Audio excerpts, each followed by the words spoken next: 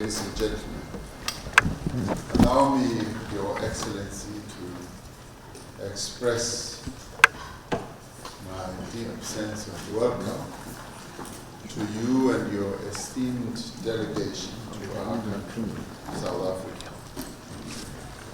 As we gather here on the occasion of the 11th session of our Binational Commission, we affirm once again our close bonds of friendship as well as solidarity, a friendship that has existed between our two countries for a very long time. We are two countries united in purpose and vision.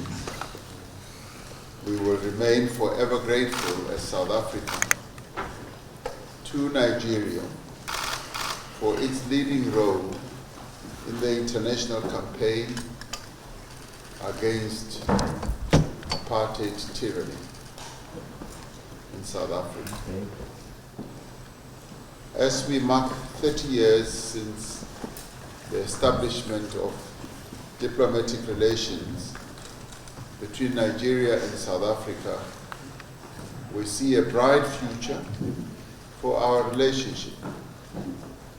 Our strong bonds of friendship provide a firm foundation for our two countries for more meaningful economic cooperation. Nigeria is a host to a number of South African companies that operate in Nigeria. South Africa has always been open for Nigerian businesses, and this has been reflected in a number of investment and operations established in this country as well. But there is much more that we need to do in this regard. We need to remove the remaining constraints to greater investment, just as we need to address some of the challenges that companies experience. We are encouraged by the actions that are being taken under your leadership, Your Excellency, to further strengthen and foster business environment in Nigeria that offers assurances to investors, including from South Africa. Our government continues with its efforts to improve the ease of doing business in South Africa. We want to enable investors to promote and operate their businesses in a manner that will enable them to pursue various opportunities in various sectors of the economy. We look forward to seeing more Nigerian companies investing in South Africa. In fact, we want to see Nigerian products on the shelves of South African shops. Our efforts to create a favorable environment include our simplified visa process for Nigerian business people to travel to South Africa. Qualifying Nigerian business people can be granted a 5-year multiple entry visa. In addition, tourists from Nigeria are now able to apply for a visa without even submitting a passport. We expect that this 11th session of our Binational Commission will enable us to consolidate cooperation in a number of other areas. And we need to implement the many decisions that have already been taken between our two countries to follow up progress that has been achieved. Nigeria is South Africa's largest trading partner in West Africa, However, there is much more opportunity that is there for growth. The African Continental Free Trade Area will allow our two countries to trade in a more seamless manner across a variety of products. And this is the time for us to seize the opportunity to begin robust trading between Nigeria and South Africa. So our two countries are important countries in various respects in our regions on the African continent. We are also important in terms of our voice in the international arena as Nigeria and South Africa. As responsible members of the community of nations, we ought to be concerned about the future of our global system of governance. In an increasingly volatile environment globally, we are witnessing the erosion of the principles that underpin the peaceful conduct of relations amongst nations with respect to law and order and the development of our societies. Multilateralism is under threat. The rise of impunity, unilateralism, conflict and war highlights the urgent need for the reform of the United Nations Security Council and other global institutions. The Global South needs to lead efforts to achieve an international system that is fair, that is inclusive, and a system that in the end reflects what will advance the interests of people around the world. We commend your work as chair of ECOWAS to promote dialogue, mediation, and conflict resolution in the pursuit of peace. We applaud Nigeria's unwavering support to regional and continental unity. Our regional body, the Southern African Development Community, SADC, has been working to address challenges in our own neighborhood. We are seized with situations in the Eastern DRC and the post-elections developments in Mozambique. There is agreement that these challenges will be resolved through peaceful means. We are witnessing progress in the consolidation of democracy on our continent. This year alone, 19 major elections would have taken place in African countries. That in itself represents tremendous progress. It is important that regional and African Union instruments underpinning elections and governance are promoted and strengthened. South Africa has just assumed, as you well know, Your Excellency, the presidency of the G20. It will be the very first time that G20 members, leaders, will be holding their summit for the first time on African soil. We will place Africa's development, as well as the challenges facing countries of the Global South, firmly on the agenda of the G20. We will seek to galvanize support for the AU's Agenda 2063 as we pursue an inclusive global agenda as well. For South Africa, it is our view that in shaping global discourse, programs should be tailored to ensure that in our societies no one is left behind.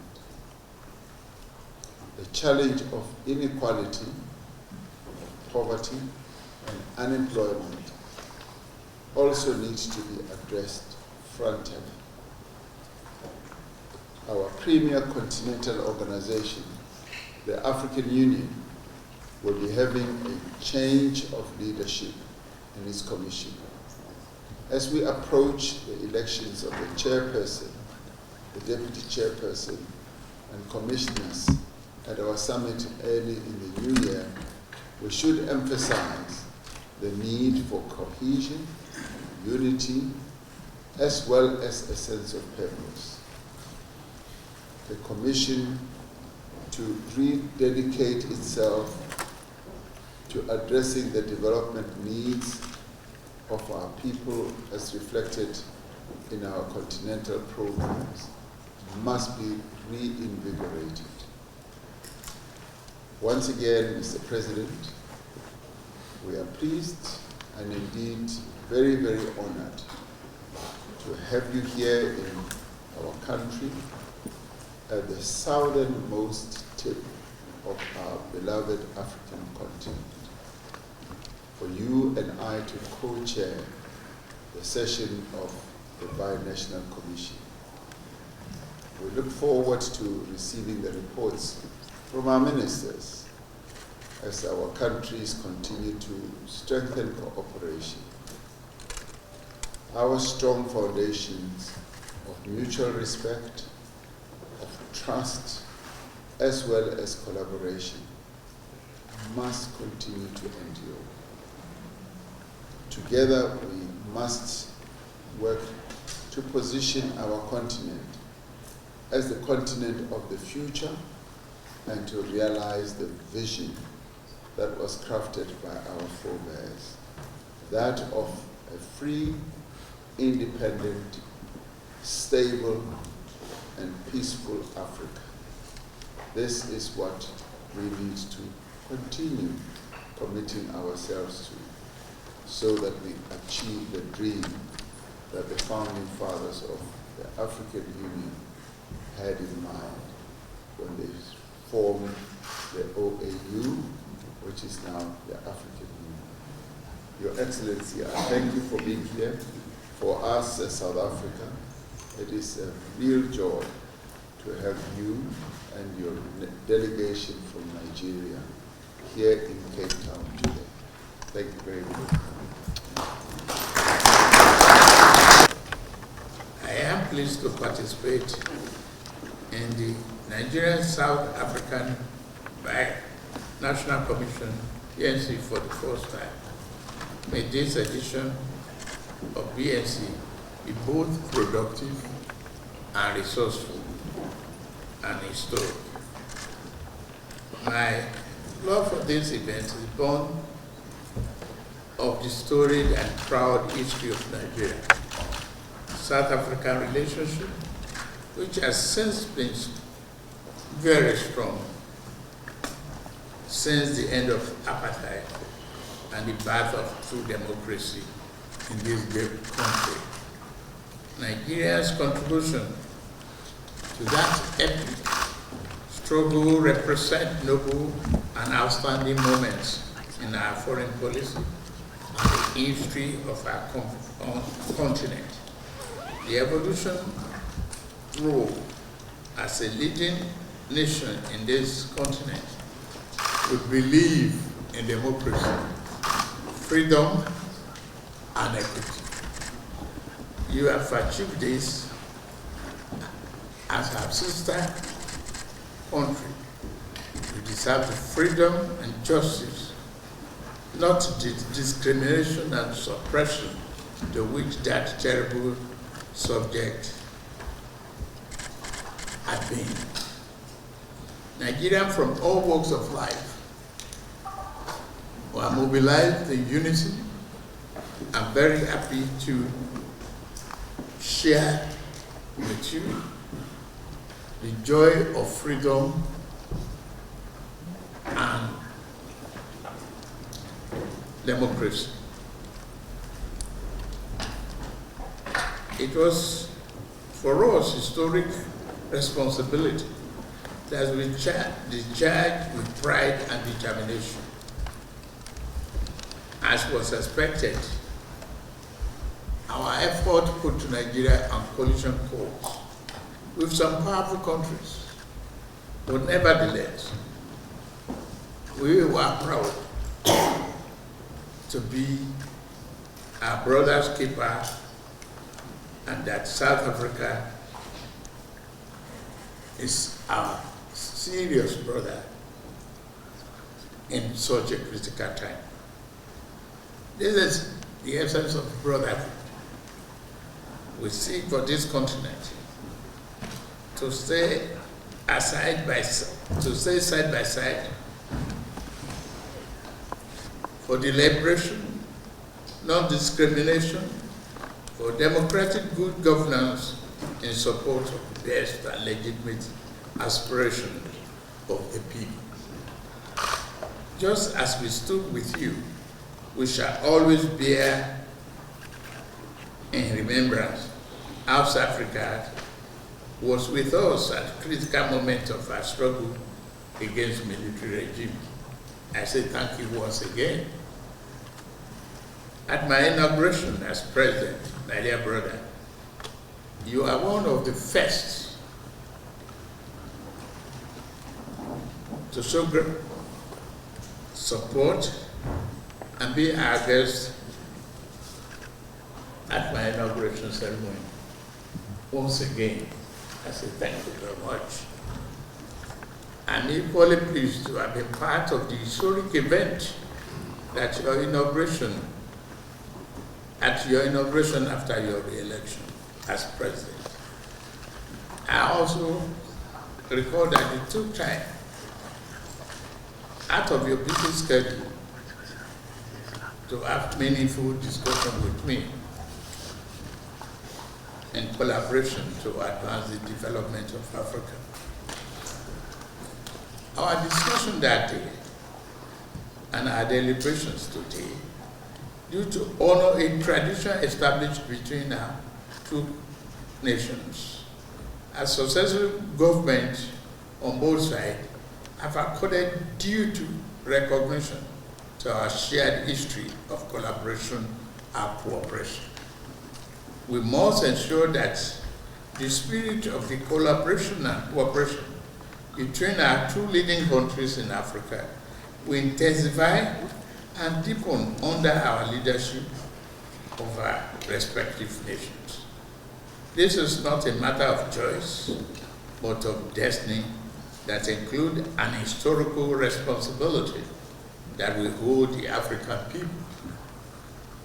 The BNC has been in existence since 1999, with some 3 dozen MOU and agreement already in operation.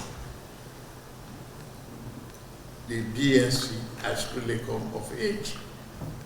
But I must, however, sound a note of caution here. Let us not count on successes by number of MOUs and agreements signed. They will be mere papers until we implement them in spirit and in letter. The job of our senior officials will only achieve the desired goal if we did very well in implementation. I'm pleased to know that this framework has achieved a lot. My desire is that we will accelerate the aspect that relates to youth development. Beyond natural resources, our most precious resource is the large and youthful population that exists in both our countries. These young people represent the future. They are the demography that must be tended, invested in, and have their skill and potential harvested for development and the goals of the continent.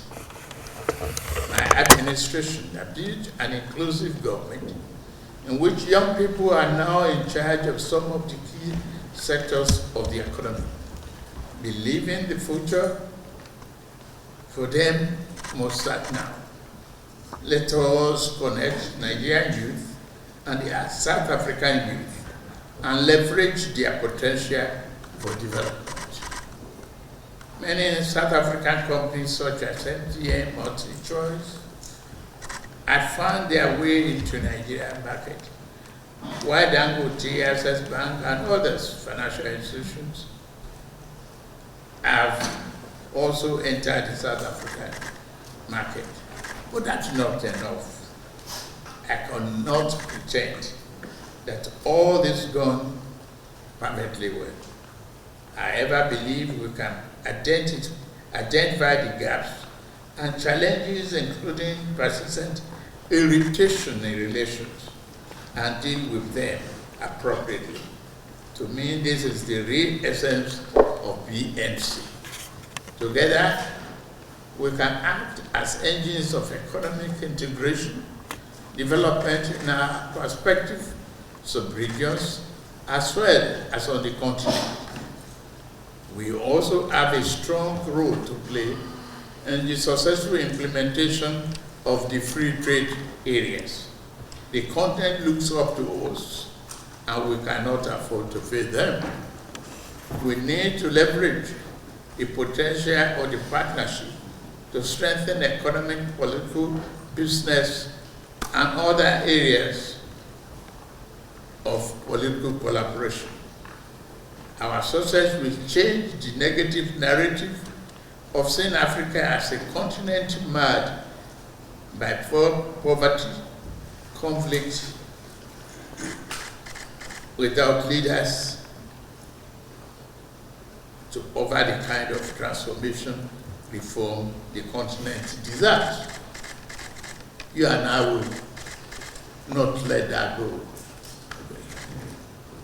As the adage goes, the glory of the eagle does not please the kite.